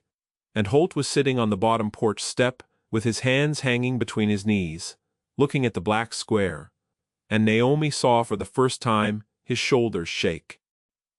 She did not go to him at once. She let him have it. She went into the kitchen, and put the kettle on, and cut bread and laid out what cold meat there was, and called the hands in and fed them, and when they had eaten and gone back out to look at the barn, she carried a plate and a cup out to the porch, and set them beside Holt and sat down next to him on the step. "Eat? I cannot. Eat anyway." He ate. She watched him eat. When he had finished the bread, he set the plate down beside him, and he said, looking at the black square, "It was Sarah's father who built that barn. He came down from the ridge in '63, and he and my father raised it in 11 days. There is a beam in it, there was a beam in it, that he cut with his own axe. I do not know how to tell him. You do not have to tell him today. I have to tell him sometime. You will tell him after Tate comes back," she said, "and you will tell him with the tin box in your hand and the ranch still under your feet, and he will say, 'A barn is wood,' and he will mean it. He is that kind of man, Holt. You have told me he is that kind of man." Holt was quiet a while, then he said, very low, "Naomi, they will not stop at the barn." "No," she said, "they will not. What do you want me to do?" "I want you to put 2 of the hands on the house at night with rifles. I want you to send the boy out to sleep, in the spring house. I want you to ride into town tomorrow morning with the foreclosure notice, in your inside pocket the way you have been carrying it, and I want you to walk past the bank and the mercantile and the church, and tip your hat to everyone who will meet your eye, and look through everyone who will not. And I want you to buy a sack of nails at the mercantile, with cash. And I want you to walk out of there with the sack on your shoulder, because every person who sees you carrying that sack will know we are still on the place, and we intend to stay on it. Why? I want them to see you upright. And then, and then you come home, and you sit at this table with me, and we go through the papers again, because in 14 days we go to the hearing, and you are going to stand up in that room, and you are going to say it, and I am going to lay the papers down beside you, and Eleanor Hayes is going to stand up and say what she will say, and Mr. Dollar Cobb is going to walk in sober in a clean shirt and tell the truth. And we are going to win, Holt. We are going to win, because we have the papers, and they have only the lie, and the lie is heavy, but the papers are heavier." He looked at her then. He looked at her with eyes that had not slept in a week, and a face that had aged 4 years in 4 days, and he said, "Where did you learn to think like this?" "I have always thought like this," she said. "No one has ever asked me to do it out loud." He nodded slowly. He picked up the cup and drank the rest of the coffee. He stood up and went down off the porch toward the well and the men, and she watched him go, and she saw in the set of his shoulders that he had decided to keep standing, and she understood that this was what she had been asked here for. Not to cook, not to mend, to stand beside a man who had forgotten how, and to not flinch while he remembered. Tate came in on the 11th day at dusk. He came up the lane on the spare horse leading the bay, which was lame and walking on 3 feet, and he was thin and burned dark across the cheekbones, and there was a knot of dried blood on his temple where something had glanced off him on the trail, and the tin box was tied in oilcloth against his chest under his coat. He did not get down from the horse on his own. The old man went out and lifted him down, and the boy took the horses, and Naomi met him at the porch, and got him into a chair at the kitchen table, and put coffee and bread in front of him before she put her hand on the box, because the boy first, the paper after. "Eat," she said. "Ma'am, eat." He ate, he drank the coffee. The color came back into his face a little. When he had finished the second cup, he reached into his coat and untied the oilcloth and set the tin box on the table between them with both his hands. He said, Tate told her, that Sarah told him in '79 to keep it safe because she thought there was something coming. He said he has been waiting 6 years for someone to come for it. He said, tell Holt that Sarah was the smartest of all of them and Holt was the second smartest, and that he should listen to his second wife, because if she rode 3 days for the box, she has the head for it. He sent 4 jars of his cherries. They are in my pack. What happened to your head? A man on the road, on the second day north of Rawlins. He asked where I was going, and I said to my aunt, and he asked which aunt, and I said Aunt Mary. And he said try again.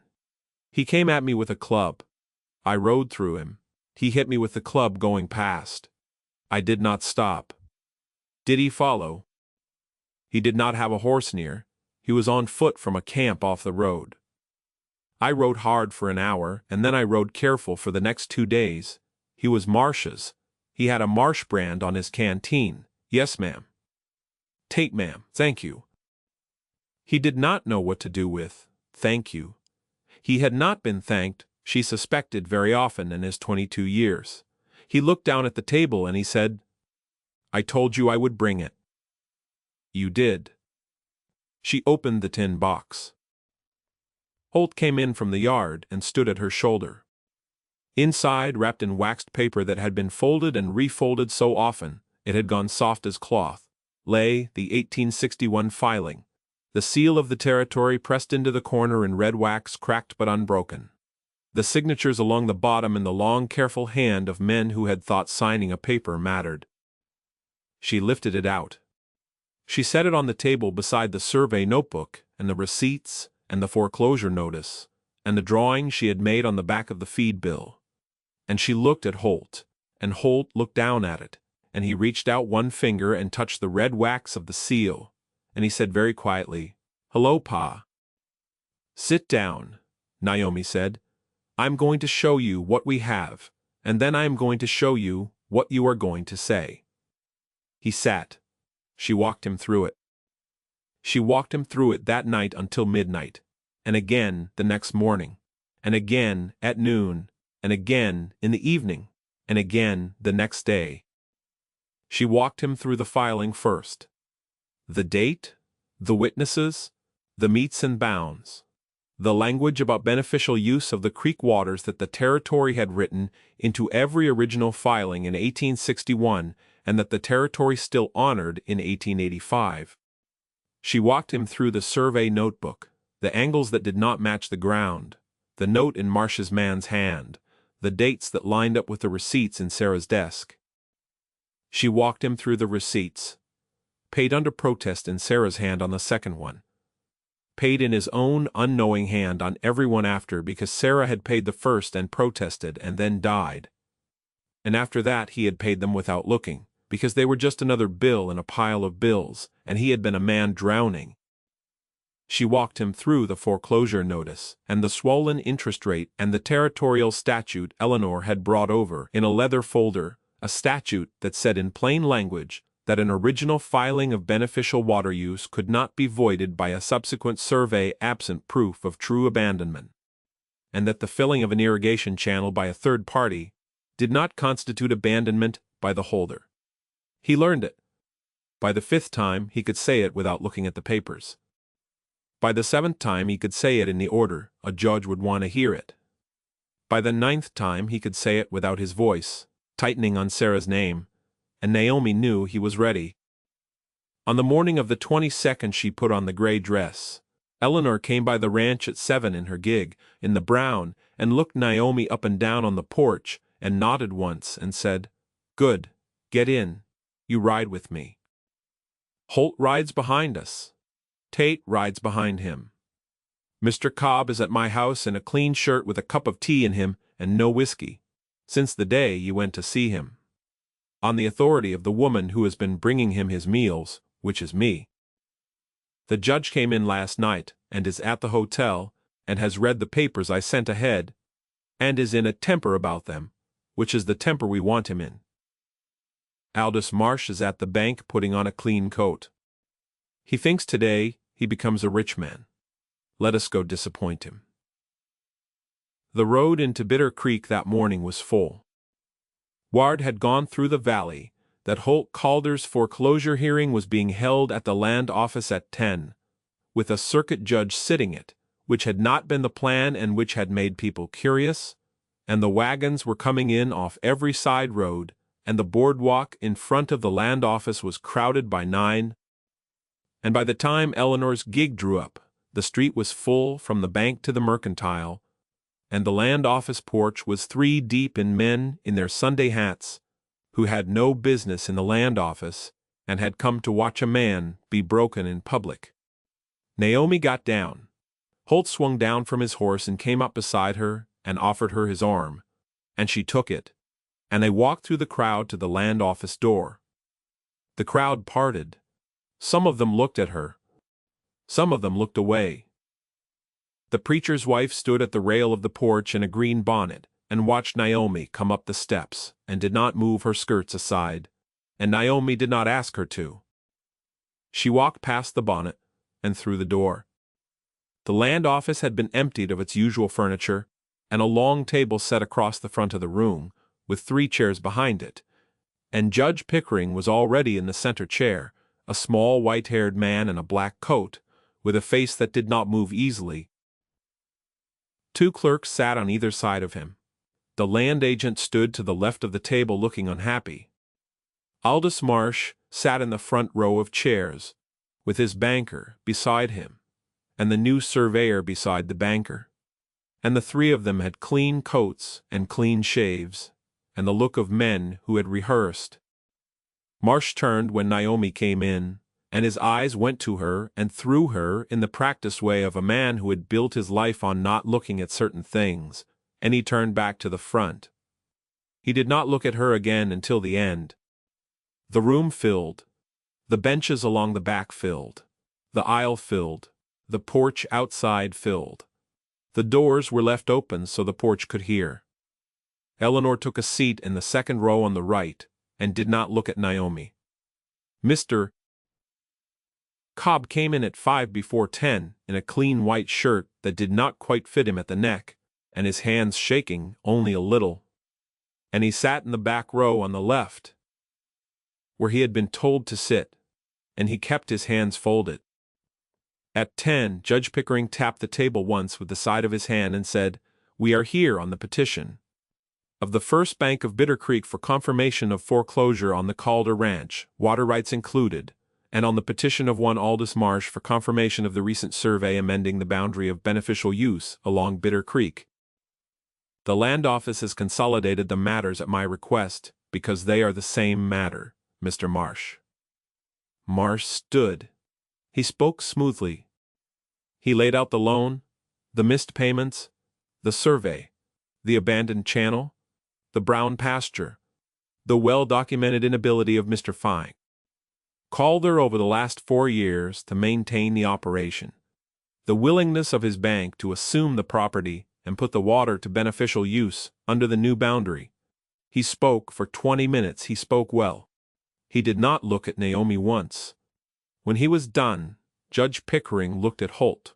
Mr. Calder. Holt stood. He was steady. Naomi did not look at him. She kept her eyes on the table. He spoke plainly. He did not try to be more.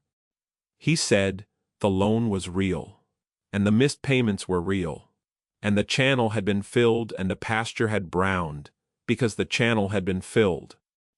He said he had paid bills for 4 years to a survey office he had never hired, and he had paid them because he had been grieving and had not been looking, and he was not proud of that. He said the survey was a lie. He said the water rights on the creek had been filed on by his father in 1861, witnessed and notarized, sealed by the territory, and that the filing had never been voided because the beneficial use had never been abandoned, because the water still ran under the gravel that had been laid in by men he had not hired, and was still moving toward a pasture that was his. He said his wife, his first wife, had paid the second of those false bills under protest, and had written the words, "Paid under protest," on the back of the receipt in her own hand. And he had the receipt with him, and the protest was on it. He said, "I would like to put the papers in front of you," Judge Pickering said. "Put them in front of me." Naomi stood up. She came forward to the table. She did not look at Marsh. She set down the 1861 filing. First the red wax seal upward. She set down beside it Mr. Cobb's field notebook. Open to the page where the angles were written in his own hand, and the note from Marsh's man was written in another hand on the facing page. She set down beside that the 3 receipts paid to the survey office, with Sarah's small, careful, "Paid under protest" on the back of the second one. She set down beside that the territorial statute in Eleanor's leather folder, open to the page Eleanor had marked. She did not say anything. She stepped back. Judge Pickering read. He read for a long time. The room did not breathe. He read the filing first. He held the red wax seal up to the light, and turned it in his fingers and set it down. He read the notebook. He turned the page and read the note from Marsh's man, and his mouth went thin. He read the receipt with Sarah's hand on the back, and he held it a long time before he set it down. He read the statute. He read it twice. He looked up. He looked at the land agent. "The transfer is frozen," he said, "pending a full and proper survey of Bitter Creek, by a surveyor not in the employ of Mr. Marsh, the bank, or the territorial office that approved the amended boundary. The original 1861 filing stands. The amended survey is void on its face. These angles do not match the country. I have ridden this country. A child with a string and a stick would know better than this." He set the notebook down. "Mr. Cobb, Mr. Cobb." Cobb stood up in the back of the room. His hands were shaking now, but his voice was not. "Sir, did you draw this survey?" "I drew it from a desk in Cheyenne, Your Honor. I did not walk the line. I was paid 3 times the going rate to do so, and I was told in writing not to walk the south pasture." "By whom were you told?" "By Mr. Aldous Marsh's man, the Mr. Briggs sitting next to him, there in the second row." Mr. Nestor Briggs did not look up. "You are aware," Judge Pickering said, "that you have just confessed to fraud in a land matter?" "I am aware, Your Honor." "You will surrender to the marshal at the close of these proceedings?" "You will be held pending charges." "I will recommend leniency in light of testimony." "Yes, Your Honor." He sat down. There was no sound in the room. Eleanor Hayes stood up. "Your Honor, I would like to say something for the record." "Go ahead." She did not turn to face the town. She faced the judge. She spoke clearly enough that the porch heard her. "Mrs. Calder came to my house for supper 4 weeks ago, tomorrow. She was newly arrived in this valley. The town had already begun to say what the town has been saying. She sat at my table, and she ate what I served her, and she helped me carry the dishes to the kitchen afterward, without being asked. While she was at my sink, she noticed that my pump was drawing slow, and she went down into my cellar with a lamp, and she found a crack in the lead line that my own man had missed for 2 months, and she came up and told me how to fix it, and I fixed it the next day. That was the first supper. I have known her worth from the first supper. I have said so to anyone in this town who would listen. And I have said so to several who would not. I say it now, in front of the judge and the land agent, and the man who tried to take her husband's water, and the people on that porch who have been calling her names in the street for 4 weeks. I have known her worth from the first supper. I will know it on the last. That is what I wanted on the record. She sat down. Judge Pickering looked at her a long moment, and then he looked at the marshal standing along the wall, and he nodded once, and the marshal stepped down the aisle, and Aldous Marsh stood up. He stood up, not as a man being arrested, but as a man preparing to deliver a final speech. And he turned toward the room with his mouth open to begin, and the marshal took him by the elbow before the first word came out, and the word died in his throat. And he looked, for the first time since Naomi had walked in, directly at her. He looked at her the way a man looks at a door he had thought was a wall. He did not say anything. The marshal walked him down the aisle and out the door, and the porch parted for them, and they were gone. Judge Pickering tapped the table once with the side of his hand. This matter is concluded as to the petitions before me. The foreclosure is dismissed. The amended survey is void. The original filing stands. Mr. Calder? Calder, you may go home. They went home. They did not speak on the ride. Eleanor went ahead in her gig. Tate rode behind them. The town stood on the boardwalks and watched them go, and some of the faces had changed, and some had not, and Naomi did not look at any of them. She looked at the road. The road went up out of town, past the church, and past the mercantile, and past the last houses, and out into the long open country toward the creek and the ranch, and the sky over the ridge was very wide and very blue, and her hands in her lap were perfectly still. At the ranch, Holt unhitched the team and rubbed them down and turned them into the pen, and Tate took his horse and the spare around to the barn that was still standing, and the old man came out of the bunkhouse and lifted his hat without saying anything. And the boy came out of the spring house where he had been sleeping for 2 weeks and went down to the creek to wash. Naomi went into the kitchen and put the kettle on. When the sun went down, Holt came up onto the porch and sat on the top step and did not come inside. She poured 2 cups of coffee and carried them out and sat down beside him and gave him one and held the other, and they sat there a while without speaking and watched the light go off the ridge. Naomi. Yes. Will you stay? Yes. Will you be my wife? Yes, on 3 conditions. Name them. My name on the deed beside yours. Done. The kitchen across the hall from yours, upstairs, Sarah's kitchen. Opened and used, not as a shrine, as a kitchen. I will not cook in a room she would have wanted cooking in, if I am the only one who ever goes into it. We open it tomorrow, we use it the day after. Done. Tate kept on as foreman. Done before you finished saying it. You agreed too quickly to all 3. I have been agreeing to all 3 since the wagon ride from the hearing, he said. I just had not been asked yet. She set her cup down on the step. She reached over and took his hand. She did not turn his face toward her, and she did not lean into him. And Bees?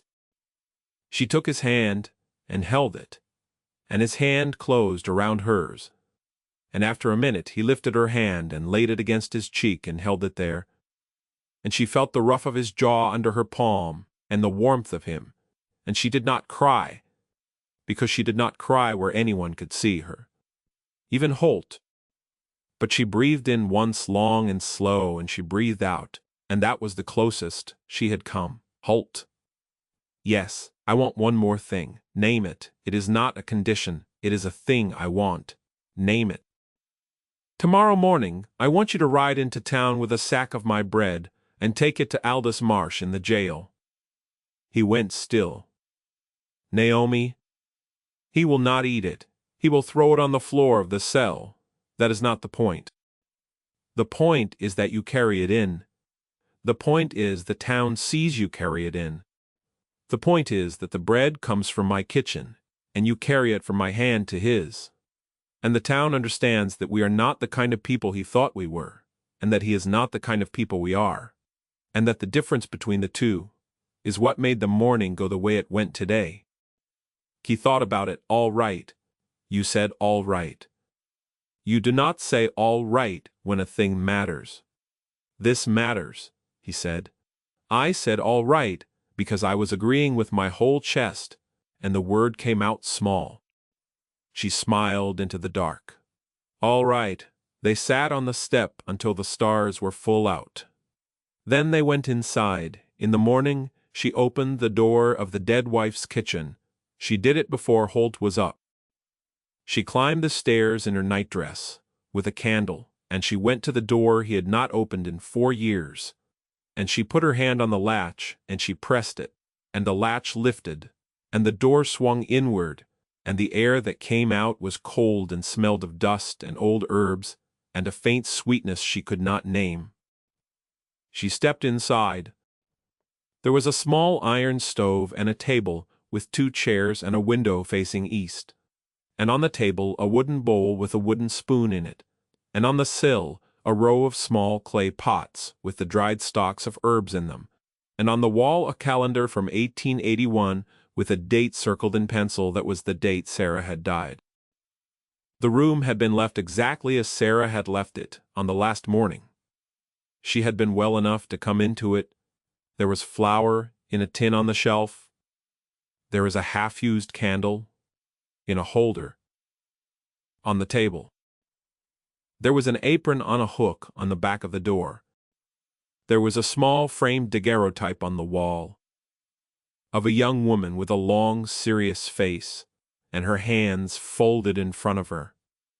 And Naomi looked at the face a while and said, in the room, very quietly, "Good morning, Sarah. I am going to use your kitchen today. I hope that is all right with you. I will be careful with it. I will not move anything that does not need to be moved." She went to the window and opened it.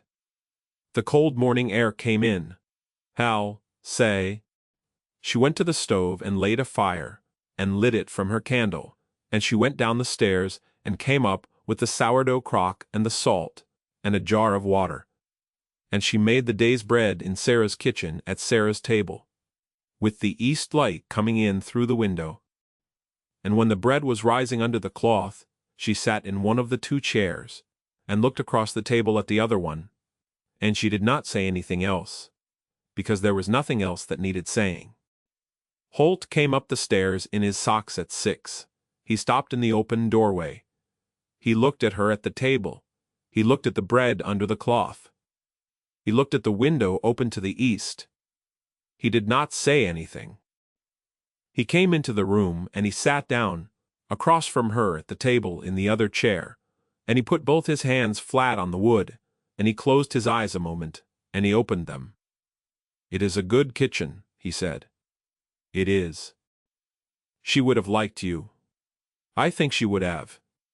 I think she sent you. I think she sent the woman who would not flinch." Naomi said, "I think you sent for a bride." "I think she sent the woman." He nodded. He sat there a while longer.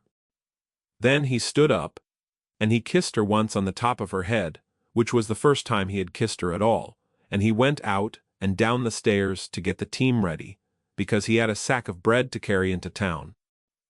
She watched him go. She listened to his bootsteps go down the stairs, and out the porch, and across the yard. She stood up and went to the window. The sun was full up over the ridge now, and the light came across the south pasture and across the filled-in channel, where, by the end of the week, the boys would have the gravel out and the water running again. And across the black square where the south barn had been, and where a new barn would be raised in 11 days by men from up and down the valley. Because Eleanor had let it be known that there would be a barn raising, and Eleanor's word in this valley moved wagons. The creek was silver in the new light. The wind moved the willows. A meadowlark called from somewhere down by the bend. She had been in this valley 5 weeks. She had stepped off a stage into a town that had laughed at her on the platform. She had been called a heifer at a supper table, and a burden on a boardwalk, and 1.5 brides by a stage driver. And the preacher's wife had not moved her skirts aside on the land office porch, and a boy had laughed at her on the platform on the first day. None of it had touched her because none of it had ever had anything to do with her. It had had to do with the town, and with what the town had told itself about women shaped like her, and with what a town tells itself in order to keep from looking at the thing in front of it. She had not been invisible. She had never been invisible. The town had refused to look, which was a different thing. She had been here the whole time, in her own size and her own skin, with her own hands that read soil and water and heard health on sight, and her own head that read paper, and her own quiet that knew when to keep itself and when to break. And one man had finally said her name without saying her name on the steps of a mercantile in front of half the town. And one woman had stood up in a land office and put her worth on the record, and one boy had ridden 3 days up a ridge for a tin box. And one broken man had stayed sober a week, and walked into a courtroom in a clean shirt and told the truth. And the truth had been heavier than the lie. The way it almost always was, when someone finally bothered to weigh them. She stood in the doorway of Sarah's kitchen, with the bread rising on the table behind her and the east light on her face. And she put her hand flat on the doorframe, and she thought, very quietly and without any need to say it out loud, that she had earned every acre of it. Down in the yard, Holt swung up onto the wagon with the sack of bread beside him on the seat. He looked up at the upstairs window before he flicked the reins. He saw her there in the doorway in the morning light. He lifted his hand. She lifted hers. He turned the team toward town and started down the lane, and the sack of bread rode beside him on the seat, warm under the cloth, and the road went down the long slope, toward Bitter Creek, and the jail at the end of the main street where a small man in a clean coat sat on a cot with his hands on his knees and waited for a meal he would not eat. And Holt drove on, because she had asked him to, and because that was the kind of woman she was, and because that was the kind of man, finally, he had remembered how to be.